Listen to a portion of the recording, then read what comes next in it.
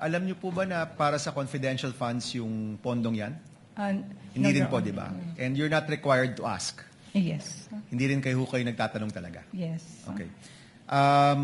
Pinag-uusapan ho kasi yung covered, suspicious, pati yung salitang unusual. Sa inyo pong pagkakaalam bilang isang bank manager, ano po bang pinagkaiba ng covered transaction, suspicious transaction?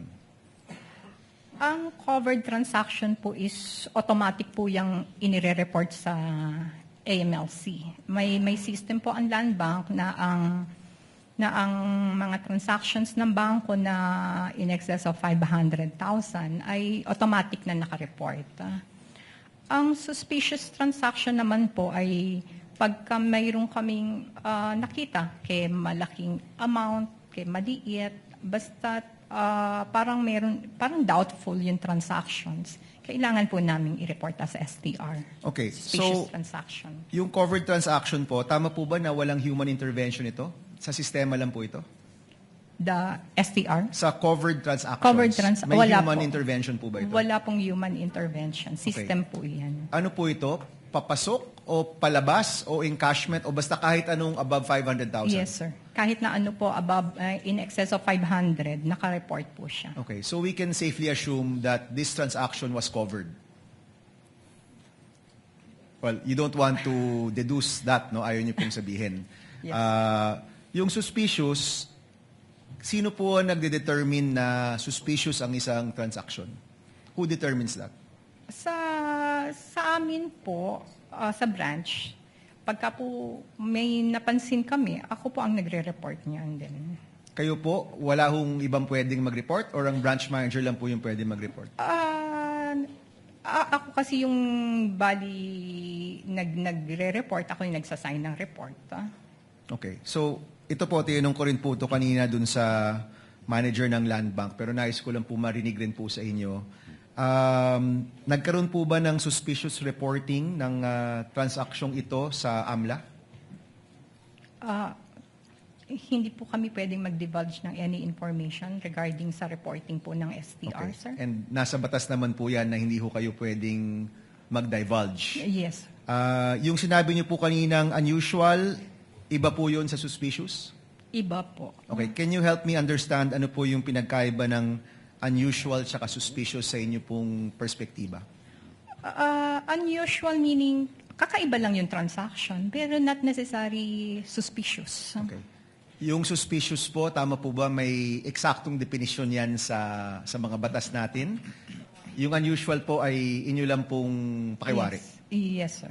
Okay. And kayo po, bilang branch manager, ayaw nyo pong sabihin kung nireport nyo po ito, pero sa inyo pong karanasan, lahat pong nakikita nyong hindi pang karaniwan, nire-report nyo po ba sa AMLA? Not particularly this case, but in general? Hindi naman po. Hindi lahat ng mga unusual transaction ay nire-report namin as suspicious. Alright. Maraming salamat, Mr. Chan. Ms. Camposano, ma'am, tama po bang translation ito? Unusual sa Tagalog, kakaiba. Yes, Your Honor. Suspicious, tama po ba, kaduda-duda? Yes, Your Honor. Sang-ayon sa AMLAC, yung kaduda-duda dapat i-report, pero yung kakaiba, hindi kailangan i-report. Yes, Your Honor. Tama po. Sabi niyo po kasi kanina, yung unusual hindi kailangan i-report, pero yung suspicious, kailangan i-report. Sang-ayon sa batas. Hindi ko po sinasabing suspicious ito. Sinasabi ko lang, yun yung sinasabi ng batas. Yes, sir. Ang suspicious transaction po ay kailangan nating i-report as STR sa AMLC. And yung unusual, kung unusual lang naman siya, but wala naman pong suspicious dun sa transaction, hindi po siya kailangan i-report. Isa na lang po katanungan, curious lang po ako. Sabi niyo po, para pangalagaan ang kaligtasan ng inyong empleyado, hindi pwedeng ihatid ng sino mang empleyado ng bangko yung pinagbigyan ng pera, gaano man kalito, gaano kalaki, dahil kapag hawak niya na yon, kanya na yon. Tama po ba? Opo. Ibig sabihin po ba nun, pag na-withdraw na yung pera at hawak doon ng depositor yung pera, pag may nang hold up ng bangko, matapos niyang mahawakan yung pera, saan na ho yung mawawalan, di na kayo? Ganun po ba yan? Hindi. sa praktikalang usapan. Ah, Gayun din, paglabas niya ng bangko nyo, na hold up siya doon, hawak niya na eh. Wala na kayong pakialam, di ba? Kaya kayo may polisiya yung gano'n na bawal magatid. Dahil nga, pag hawak na niya, kanya na yon. opo. Kanya na yon, pananagutan niya na yon, wala na kayong pakialam. Ano man ang mangyari doon? Yes, Your Honor. Mawala man yon, nakawin man yon, hold upin man yon, labas na kayo doon. Yes, Your Honor. That would be all, Ms. Campuzano. Are there any other interjections or interventions by any of the senator judges? One quick question. The Senate President is recognized. One quick question, Mr. Presiding Officer. Ms. Camposano, nasabi nyo kanina unusual, pero may nasabi rin kayo kanina in your past experience na may government organization na naglabas ng pera ganang kalaki rin. Bakit unusual po sa DepEd, pero hindi unusual dun sa government organization na yun? Usually kasi pa yung mga ibang agencies po para normal na from ano na naglalabas sila ng ganoon. Ito pong kasing sa DepEd kaya ko po nasabing unusual is ito lang pong tatlong to ang nangyari. So in other words, doon sa ibang government agencies, madalas sila ganito kalaking amount ang lumalabas. Regular yun. Opo. Sa DepEd, hindi regular. Yes, Your Honor. Thank you, Mr. President. Senator Judge Lacson is recognized for his intervention. You may proceed, sir, when you're ready. Thank you, Mr. Presiding Officer. Further clarification lang, binabasa ko po yung Anti-Money Laundering Act. Wala naman pong kaduda-duda nun eh. Either covered or suspicious. Pag covered, may threshold.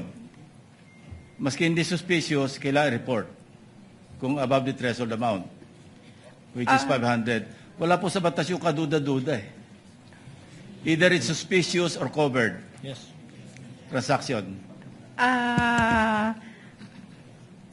Ang ano kasi yon, sir, pagka ang covered transaction, automatic pong naka-report siya Yes. as covered transaction Above the threshold. in excess of 500,000. Sa suspicious transaction po, parang nagkaroon po tayo ng doubt, di ba? Then inimbestigahan po natin at yung pong sa investigasyon natin ay hindi siya pumasa. Suspicious pa rin Sige po po. siya. So that's when kami magre-report as suspicious transaction. Pero there's no such thing in the law na doubtful or kaduda-duda. It's just covered or suspicious. Suspicious. So parang nagduda ka and inimbestigahan. Walang middle layer, ibig sabihin. Yes. Pag above the threshold, tapos covered institution, like casinos, real estate, automatic i-report nyo kasi covered Yes. institutions. Yes.